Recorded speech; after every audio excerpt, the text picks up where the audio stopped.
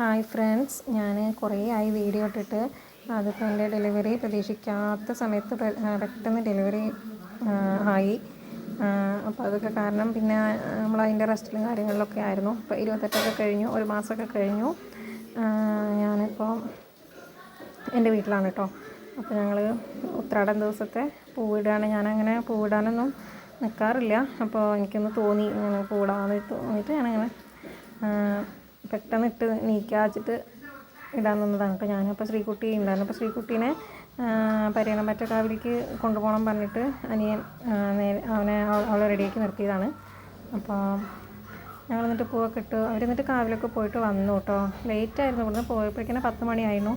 പിന്നെ അതിൻ്റെ ഇടയിൽ വണ്ടി കേട് വന്നു. അങ്ങനെ എങ്ങനെയായാലും 11 മണിയൊക്കെ ആയിട്ടാണ് കാവിലെത്തിയത്.